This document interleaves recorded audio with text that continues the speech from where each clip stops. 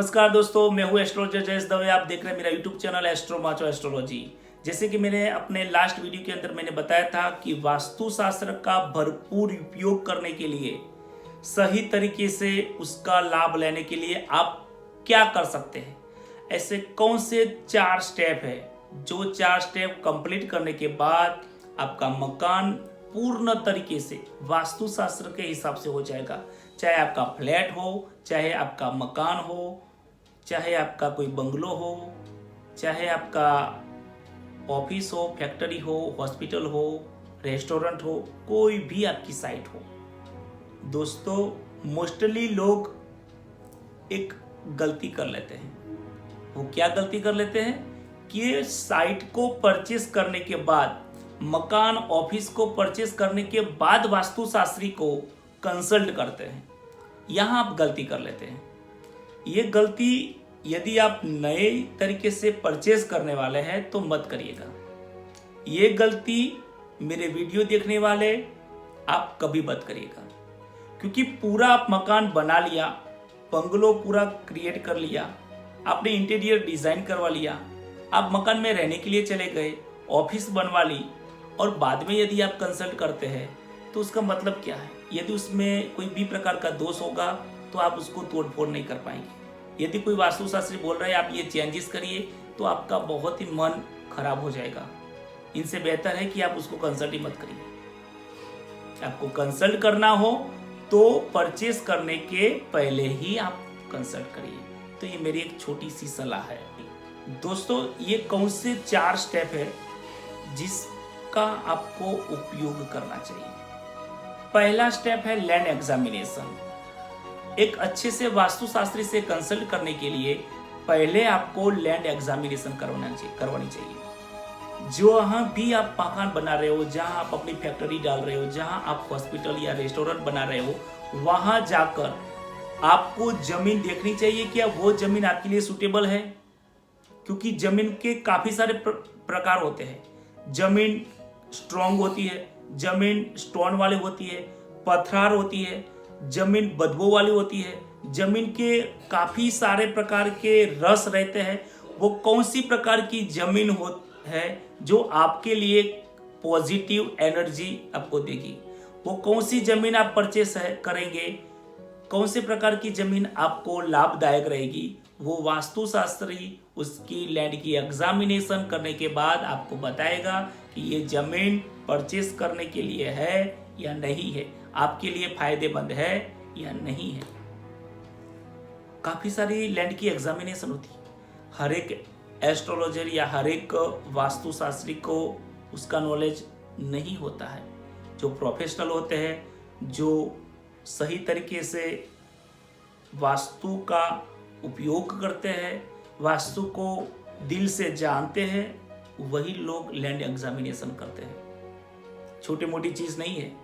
हो सकता है आपको जमीन पसंद हो लेकिन आपके लिए अच्छा नहीं हो, तो आपको वास्तुशास्त्री आपको मना कर देगा ये जमीन अच्छी नहीं है। दोस्तों, जमीन यदि आपको फ्री में मिल रही हो या कोई कर्जेदार आदमी हो और बहुत ही कम रेट में सेल कर रहा हो, दिल को ठेस पहुंचाकर दुखी होकर जमीन बेच रहा हो, ऐसी जमीन परचेस नहीं करनी चाहिए। मार्केट वैल्यू से बहुत ही कम रेट में मिल रही हो, ऐसी जमीन परचेस नहीं करनी चाहिए। जमीन की वैल्यू सही होनी चाहिए। दोस्तों, ये तो लैंड एग्जामिनेशन की पहला स्टेप है। दूसरा स्टेप है कंस्ट्रक्शन वास्तु। यदि आपने आपकी जमीन सही तरीके से लैंड एग्जामिनेशन करने के बाद परचेस कर ली, उसके बाद का स्टेप है कंस्ट्रक्शन का। किस तरीके से कंस्ट्रक्शन का? किचन को किस दिशा में बनाए, टॉयलेट बाथरूम को किस दिशा में बनाए, बेडरूम, वेटिंग एरिया, फिर आपका मकान का हो या फ्लैट का हो या रेस्टोरेंट हो, हर एक वास्तु का एक मैनेजमेंट होता है। वो किस तरीके से किस दिशा में करना चाहिए, कितने बाय कितने का करना चाहिए, अब अग्निकोण में किचन तो बनवा लिया, लेकिन सिर्फ बनवाने से वास्तुशास्त्र कंप्लीट नहीं हो जाता। वहां कितने बाई कितने का बनाना आपकी जमीन के अनुसार उसका पूरा मैथ्स रहता है। ये आपको नहीं मालूम था।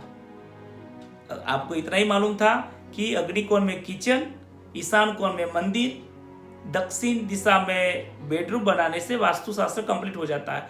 ईस्ट वेस्ट का गेट हो यदि है तो वास्तुशास्त्र कंप्लीट हो जाता है। दक्षिण दिशा का मकान नहीं होना चाहिए तो वास्तुशास्त्र कंप्लीट हो जाता है। ये आप गलती कर रहे हैं।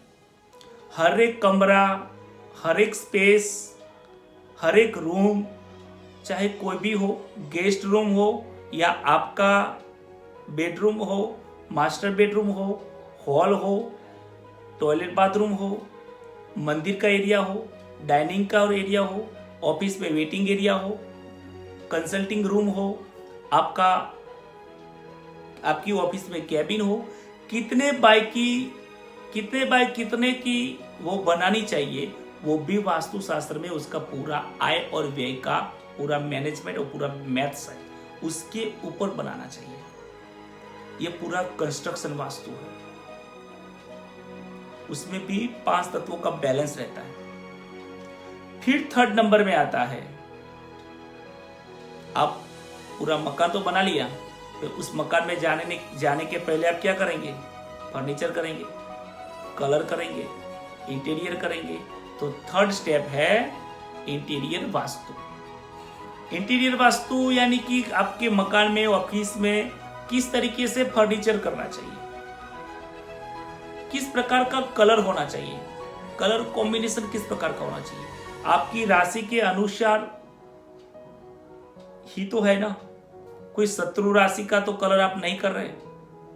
आप जो ऊपर पीओपी करवा रहे हैं उसकी जो डिजाइन है, कई लोगों के मकान में मैं देखता हूं पीओपी की डिजाइन ज्यादातर ऐसे क्रॉस में होती है। देखिए ना आपने, ऐसे नहीं होनी चाहिए, या ट्रायंगल में होती है, या बहुत सारे कॉर्नर कटे हुए रहते हैं, हाफ सर्कल रहते हैं। सर्कल यदि है तो ठीक है, लेकिन हाफ सर्कल रहते हैं। दिखने में काफी अच्छा है लेकिन एनर्जी देने में बहुत ही गलत है। बेड एनर्जी देते हैं हाफ सर्कल या ये क्रॉस वाले डिजाइन। तो ये छोटी छोटी चीजों का आप ध्यान नहीं रख पाएंगे, लेकिन यदि आप सही वास्तुशास्त्री से कंसल्ट करेंगे तो ये बहुत सारी चीजों का, छोटी छोटी चीजों का ध्यान रखकर आपको सही तरीके से गाइड करेगा। तो ये है इंटीरियर डिजाइन।